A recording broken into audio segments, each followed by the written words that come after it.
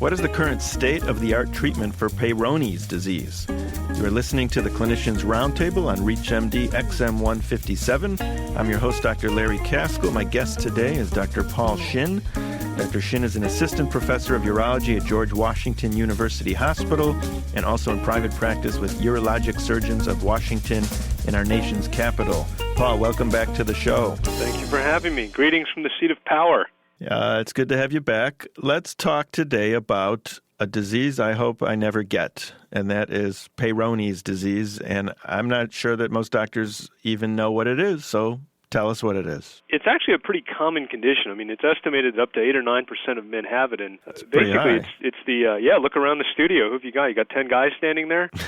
So one of them's going to have it? Right, exactly. But that's a separate story. But it's later in life, though, isn't it? Well, not necessarily. You know, I've seen guys as young as age 20, 22 have it. And that's brutal. What it basically is the formation of scar tissue on what would normally be the stretchy, elastic covering of the penis, such that the scar tissue itself kind of constricts, and you can get bending of the penis or pain with erection or, any combination of sexual dysfunction from the scar tissue itself. Any clue what is causing the inflammation initially that's leading to the scar tissue? The best way that I can characterize it is for most men, it's an issue that's similar to, say, a keloid scar, where the scar is kind of out of proportion to the insult that caused it. Like a reflex sympathetic dystrophy. Right, exactly. It's not to say that men who keloid are prone to this, but it's the same sort of idea in that, there are a handful of men who have a penile injury from heaven forbid, a rough session of oral intercourse or, a missed thrust or something like that. But that's actually the vast minority. I mean, you can fracture your penis. Oh, absolutely. And I don't think people are aware of that. Point of trivia, the burst pressure of the penis is about 1,500 pounds per square inch, so it's pretty durable. But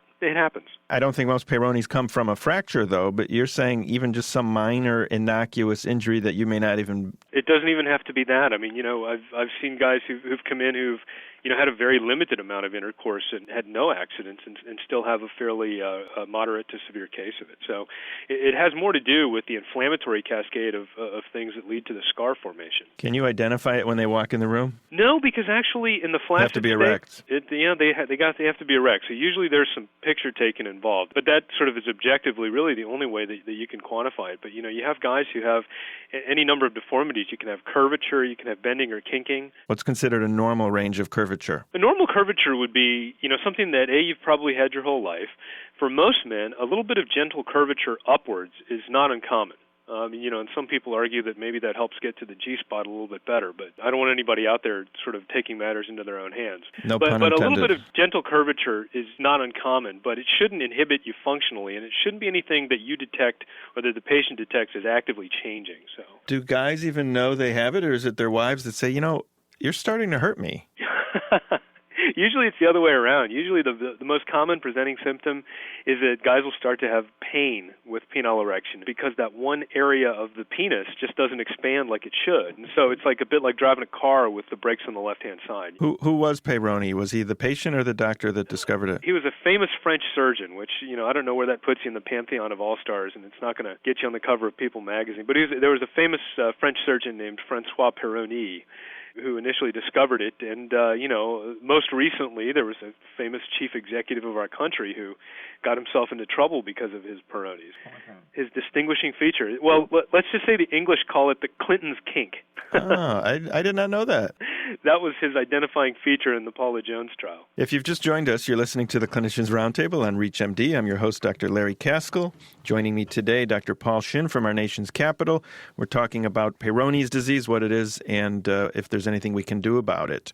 Paul, is there anything we can do about it? Sure, there's a lot you can do. Unfortunately, there's nothing simple, I guess is the best way to put it. Usually there's some more aggressive treatment involved, but by and large, most oral remedies and conservative therapies don't work. And if you go out there and you Google it or look for treatments on the Internet, you'll find any number of things that kind of sometimes look like they could border on a Jackass episode. So you need something surgically done? Yeah. Usually there's got to be some intervention to physically do something to distort the plaque and make it softer. And what would keep the penis from rescarring after you remove the scar tissue if it's prone to scar? Well, that's the problem, is that a lot of people can certainly have a rate of rescarring. It's just, and what you have to always balance this out with is that, not every guy needs aggressive surgery. Every guy, what your goal is to get him back to being functional. Is it a cause of infertility? It can be if it precludes having intercourse, certainly. Or, what if the sperm is just not getting where it needs to get to? If it's going off on an angle and it's just not getting to the cervix. It's kind of the equivalent of having a hypospadias, yeah, exactly. Or do you just make amends and just, lay on your side or upside down or whatever you have to do? Swinging from the chandelier. Yeah.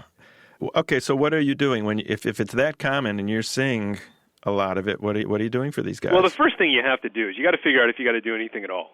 For most guys who even have Peyronie's, they have a little mild curvature and not much pain and are still functional. There's no need to do anything. Leave them alone. Just watch. Yeah, exactly. And, the natural history of Peyronie's disease is it's going to go through a phase where it actively changes, and that occurs over about the first 6 months.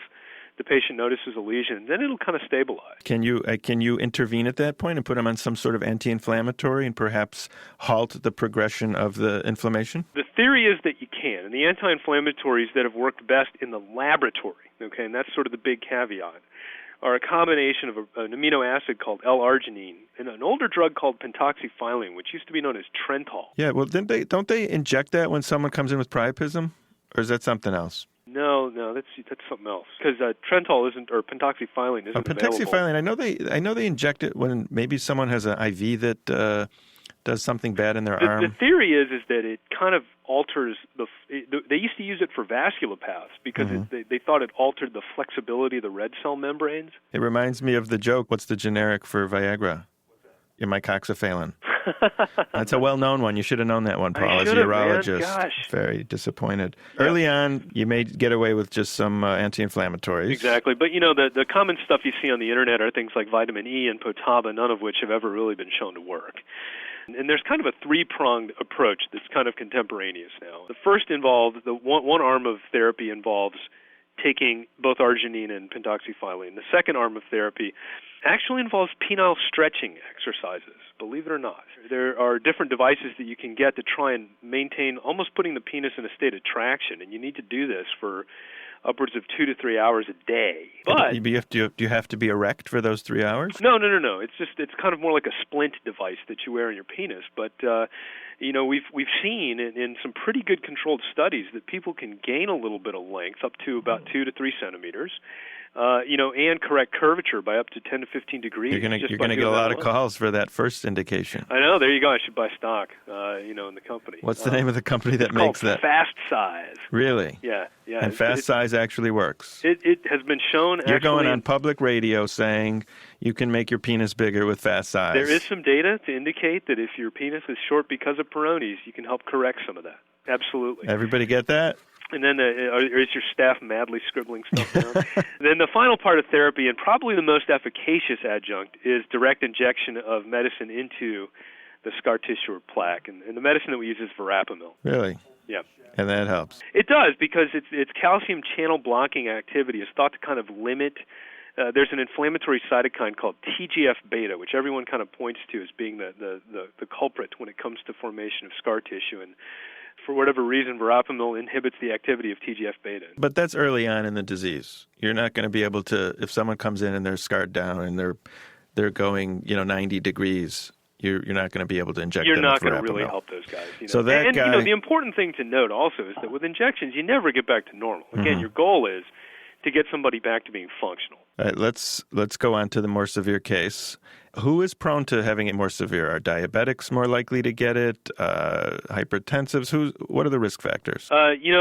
To be honest with you, people have thought that diabetes and hypertension are putative risk factors. I'd say just having a penis puts you at risk. But that puts you at risk for a lot of things. But the other thing that you oftentimes see in association with it are Dupuytren's contractures on the palmar surfaces. So that can sort of be another. It's thought to be about the same type of pathology. What about inheritance? If the dad has it, does the son have to live in fear? Good question, and I don't know the answer to that. I've never seen a father and son duo come in. So, and if they did, there might be other issues to ferret out there. But no, it doesn't have a familial link that I'm aware of. Will you make the diagnosis? Can you see the scar tissue in the flaccid state, or do you have to make these guys get an erection to make the diagnosis? And if so, how do you do that? You can feel the plaque. You normally can't see it unless it's a big one, but you can normally feel it very easily when you palpate the penis.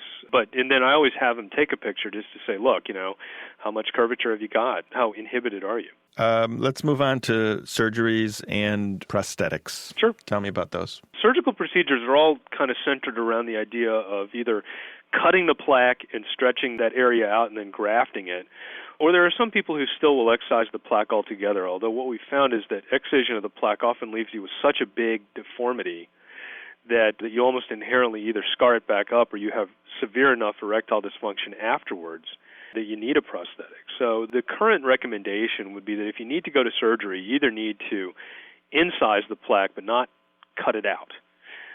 Which again is tricky because you have to lift the nerves off the surface of the penis. Oftentimes people are numb in their glans penis for up to 6 months afterwards. So it's not to be undertaken lightly. And certainly there's a risk of it rescarring. Ultimately, a prosthetic provides a great fix for it because there's no weakening of the structure of the penis. You simply insert the prosthetic and you can kind of mold the plaque a little bit so that it doesn't curve as much, if any at all. So is that really the way things are going? Well, I think so, and it's in part because obviously from a patient standpoint, you want to go in there as few times as possible, and it also depends on the comfort level of the surgeon. But a prosthetic is also certainly a viable fix for not only for the curvature but also the oftentimes accompanying erectile dysfunction. Before I let you go, last time we spoke, which was a few weeks ago, we were talking about daily Cialis, and it got approved. It did. So just just give the audience a quick line on that. The daily dosing of Cialis is aimed at men who are interested in having intercourse on a more spontaneous basis. Certainly there's any number of people out there who have a scripted time. Then that guy doesn't need Cialis. But if you're looking to be more spontaneous, if you have a more active sex life, what's interesting is that the daily dosing of Cialis, because it's a longer-acting drug, actually has been shown to be as efficacious as the as-needed dosing in terms of the plasma levels of the drug being just as high. And, by the parameters that we can measure these things in terms of the questionnaires, it looks like the improvement in patients' sexual quality of life and erections appears to be about the same as on demand. It's just a question of usage and frequency. And so, if you use anywhere from 6 to 8 Cialis tablets a month, then you're better off being on the everyday dose. Are you doing 5 milligrams a day? You're supposed to start at 2.5, but I generally go straight to 5 because that seems to be the more effective dose. And are you seeing any insurance companies paying for that? Well, it's so early that it's not going to be available in the pharmacies until the first week in March. Dr. Paul Shin, thanks for coming back on the show. My pleasure. You've been listening to the Clinicians Roundtable. I'm your host, Dr. Larry Kaskel, and if you'd like to comment or listen to our full library of podcasts, please check out our website, reachmd.com. And if you register with the promo code RADIO, we'll give you 6 months free of streaming ReachMD that you can listen to at home or at work. And thank you for listening.